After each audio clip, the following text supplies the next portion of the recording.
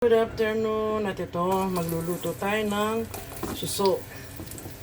Konti na lang ang luyang ilalagay ko kasi galing sa Pinas ang aking suso. Pinakulo na nila sa luya. Biluto na nila sa luya yun. Kaya konti luya na lang ang aking nilagay. At syempre, lagay na natin ang ating sibuyas.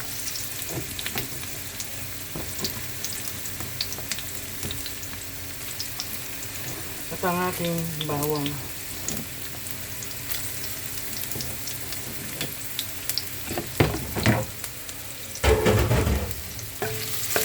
Yung ating susong galing sa Pinas, ano na siya, pinakulo na siya, luto na siya.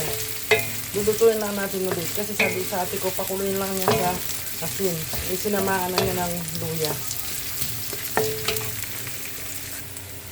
Ito yung ating suso.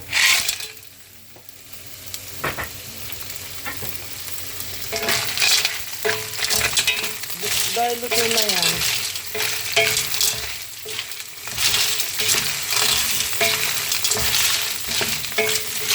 sabay na natin yung kalabasa kasi luto na yung suso. Nasa na layo ng kalabasa ko.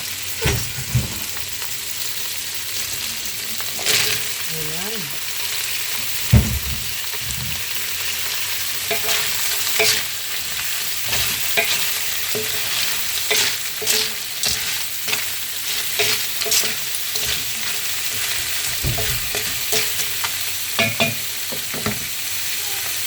Dahil may asin na yan, sabi ng ate ko, maglalagay naman tayo ng konting patis.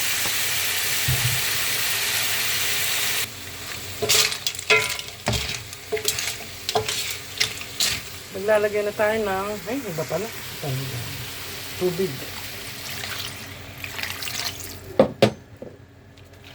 Tsaka natin muna takpan. Siyempre, para lumambot ang kalabasa. Ayan ang ating nyog. Gagawa muna tayo ng gata. Uy! Grabe, hinit. Ilagay na natin yung ating sitaw.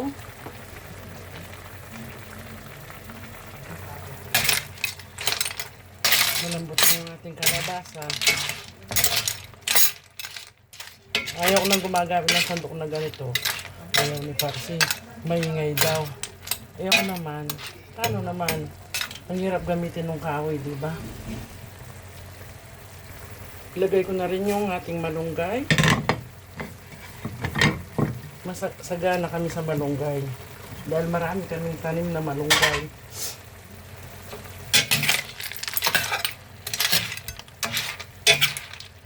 Ang sarap. Ang sarap niya. At ilagay na rin natin ang ating gata. Uy.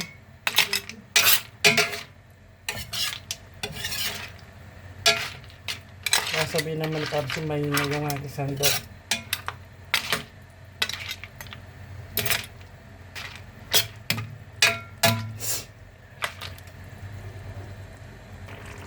Tikman natin. Mommy, see, what are you doing cooking the snails? Yeah.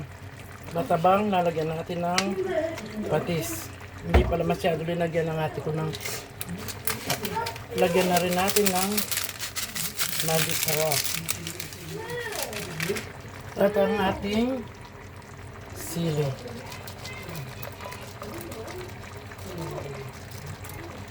Ayan. Ayan na, luto na yung ating ginataang suso.